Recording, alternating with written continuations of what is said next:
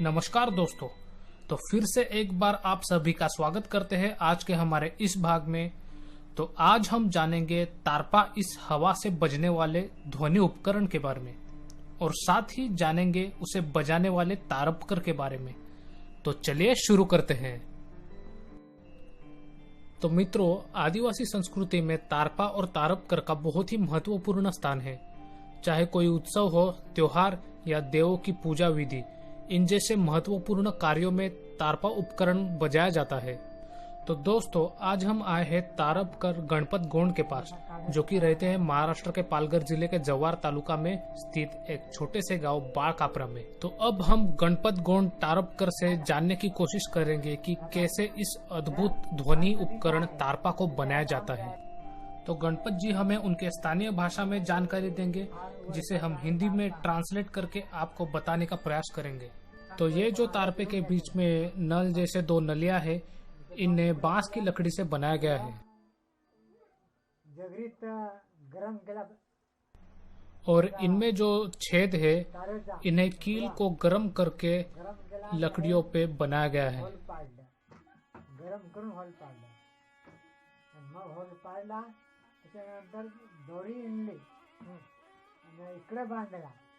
और उसके बाद रस्सी से इन नलियों को आगे और पीछे की दिशाओं से अच्छी तरह से बांधा गया है।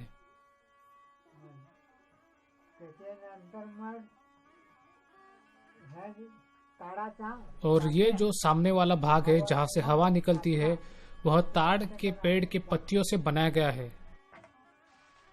ये जो ताड़ के पेड़ की सूखी हुई पत्तियां है, इन्हें गोल गोल घुमावदार आकार में बांधा गया है इस तारपा के आगे के भाग में। उसके बाद बांस के ही बारीक रेशे इस आगे के भाग में लगाए गए हैं और उन रेशों को डोरी से बांधा गया है ताकि आगे के भाग को और भी ज्यादा मजबूती मिले, क्योंकि अगर आगे का भाग मजबूत नहीं रहेगा तो ये जो ताड़ के पत्तों से बनाया गया आकार है वह बिखर जाएगा। साथ ही उम्बर के पेड़ से निकलने वाला चिपचिपा पदार्थ इस तारपा के अगले भाग को लगाया गया है ताकि इसे और भी ज्यादा मजबूती मिले।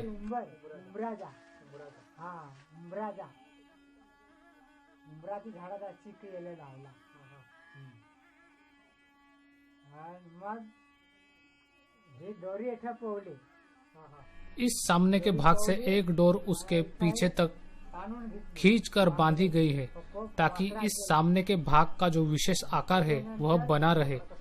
और उसके बाद इस डोर को मोर के पंख से सजाया गया है।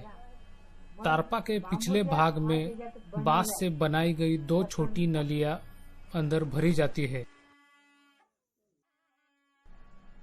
तो इस प्रकार ये दो छोटी नलियां होती है और ये इस प्रकार से बजती है।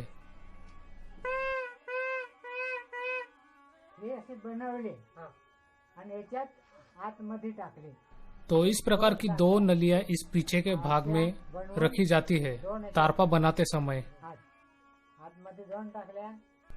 और ये जो काला भाग आप देख रहे हैं जो इसके ऊपर लगाया गया है, यह उम्बर के और साग के पेड़ में जो मधुमक्खियां रहती है, उनके छत्ते से थोड़ा सा भाग निकालकर उसे जलाई हुई लकड़ियों से जो राख निकलती है उसके साथ मिलाकर बनाया गया है। और ये जो सबसे पीछे वाला भाग है जहाँ से तारपा में हवा मारी जाती है, वो सूखी हुई लौकी या फिर दूधी से बनाया जाता है।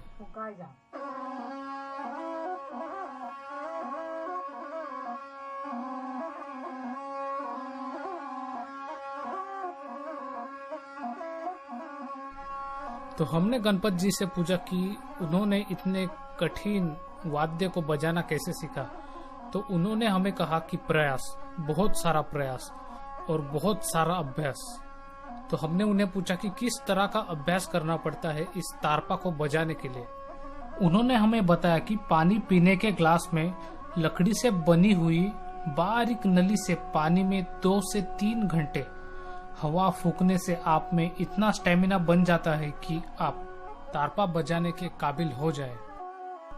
फिर हमने उनसे पूछा कि आपके अलावा और कितने लोग गांव में तारपा बजाते हैं और जवाब सुनकर हमें बहुत ही ज्यादा ताज्जुब हुआ। उन्होंने हमें बताया कि वो छोड़कर बाकी कोई भी व्यक्ति गांव में तारपा नहीं बजाता। इसका मतलब तारपा बजाने की ये प्राचीन कला और संस्कृति धीरे धीरे विलुप्त हो रही है। जरा सोचिए, 1000 से 1500 जनसंख्या होने वाले गांव में सिर्फ एक ही व्यक्ति को तारपा बजाना और बनाना आता है। इतना ही नहीं, बल्कि गणपत जी के खुद के परिवार में वही सिर्फ अकेले ऐसे व्यक्ति बचे हुए हैं जिन्हें तारपा बजाने और बनाने की कला में महारत हासिल है। तो सही में दोस्तों, आज हमें जरूरत है तो हमारे नए पीढ़ी के आदिवासी युवाओं को प्राचीन अनमोल ज्ञान के महत्व को समझाने की और उसे हजारों पीढ़ियों तक आगे कैसे बढ़ाया जाए, इसके लिए कुछ ठोस कदम उठाने की।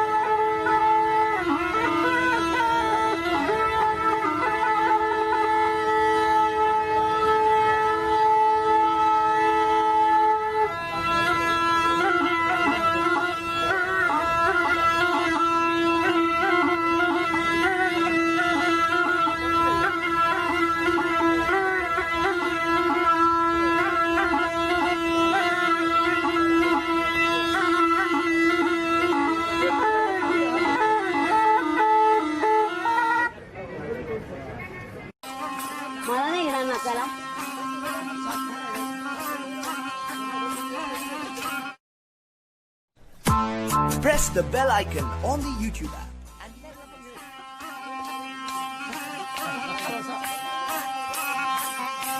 मागे बघ मागे त्याच बाजूला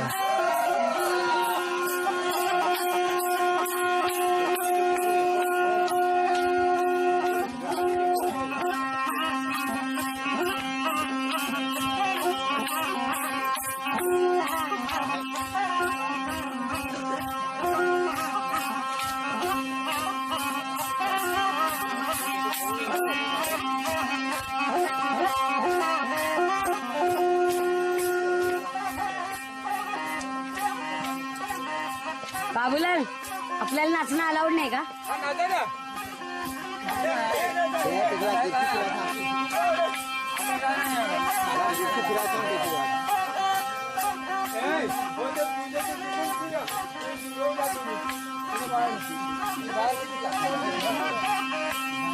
पायाला लागेल त्याच्यात हे आहे.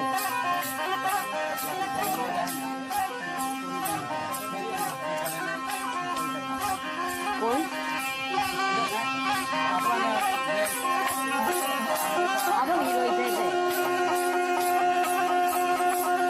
तू पण होता इथे? संजय विजय कुठे आमचे सगळे?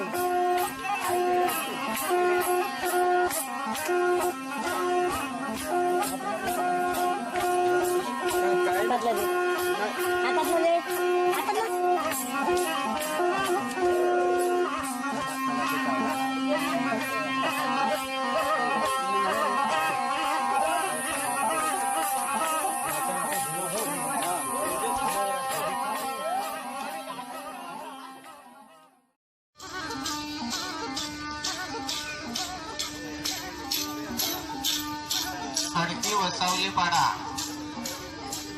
या ठिकाणी तारपा नृत्य सादर करत आहे.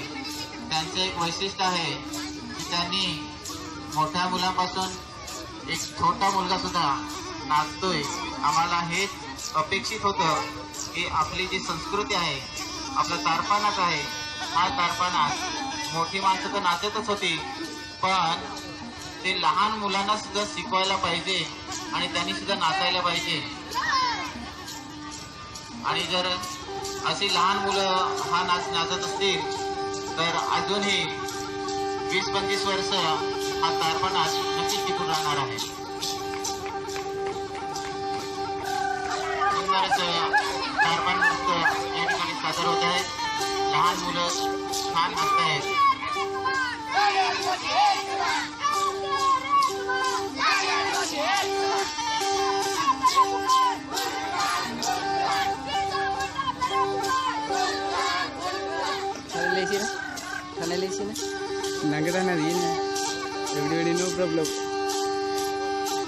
जे प्रेक्षक आहेत ते बघतायत त्यांनी सावलीमध्ये बसून घ्यायचं आहे. इथे चटई टाकलेली आहे, त्या ठिकाणी अजून मोकळीच आहे. त्यांनी सर्वांनी खाली बसायचं आहे. आमचे कार्यकर्ते येतील आणि तुम्हाला बसवतील. त्याच्या अगोदर तुम्ही जर बसवलेत तर खूप बरं होईल.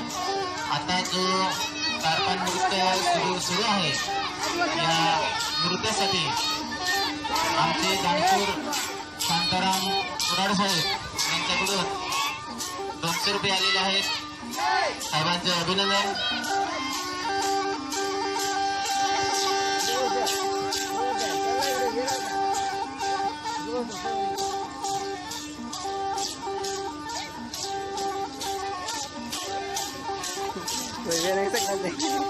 बसते ना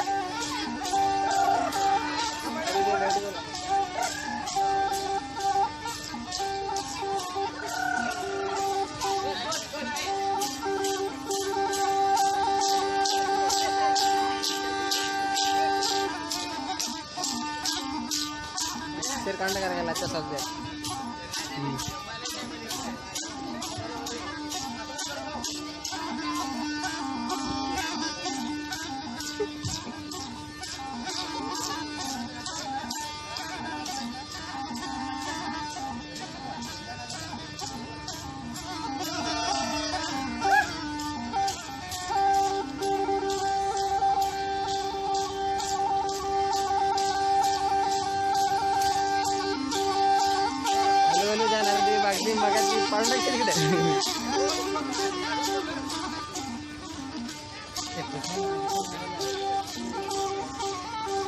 समजा मी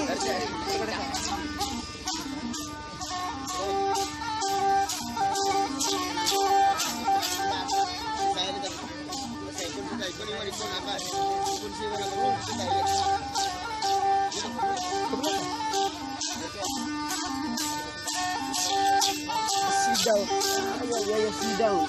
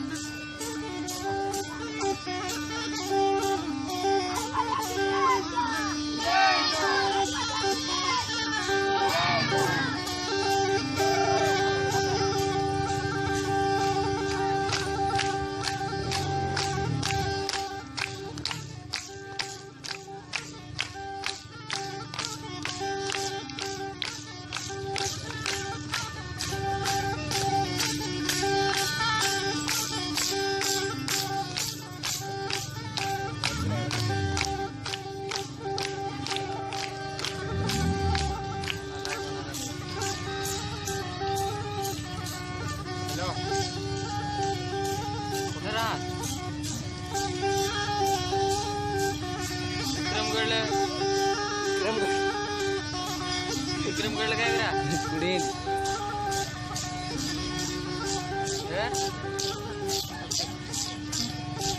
चाललेत हा ये ना तुला कर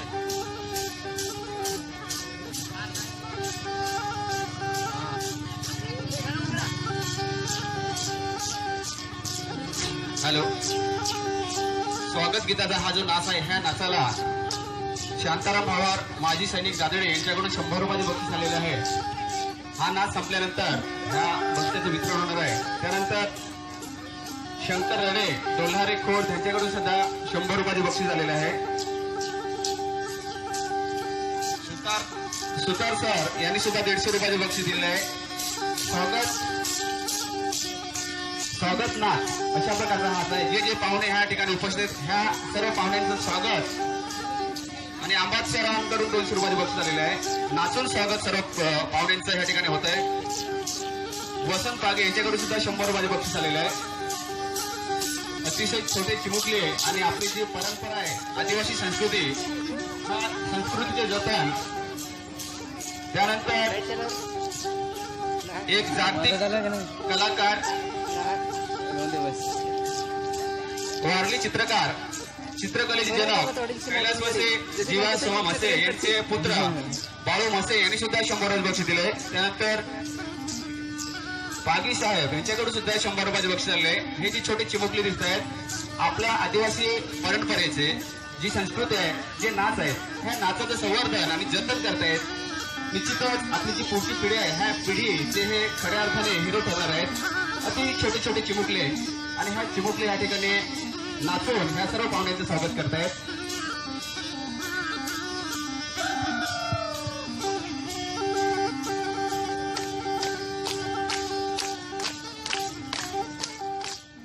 नंतर अजून सुद्धा ह्या नाचाला 100 रुपयाचे दिनेश भोईर सरांकडून बक्षीस 100 रुपये.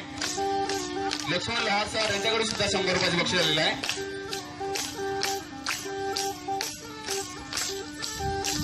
आणि ह्या ठिकाणी प्रसाद भाई ह्या ठिकाणी उपस्थित आहेत. मी प्रथम त्यांचे शब्द सोडणारे स्वागत करतो. त्यानंतर त्यांचे सोबत आमचे परमित्र योगेश पाटील हे सुद्धा उपस्थित आहेत. त्यांचं मी प्रथमतः शब्द सोडणारे या ठिकाणी स्वागत करतोय.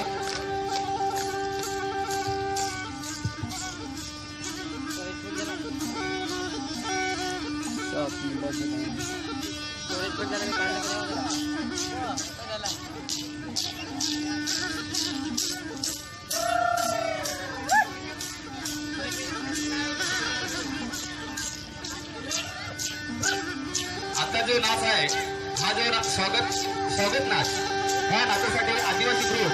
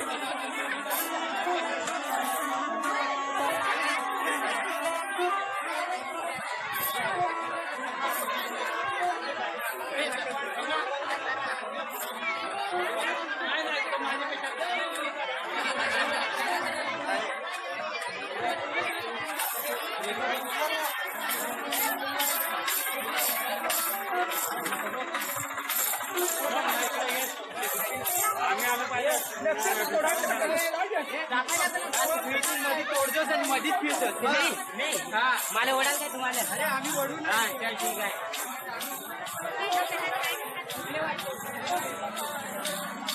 हॅलो पाहिजे ना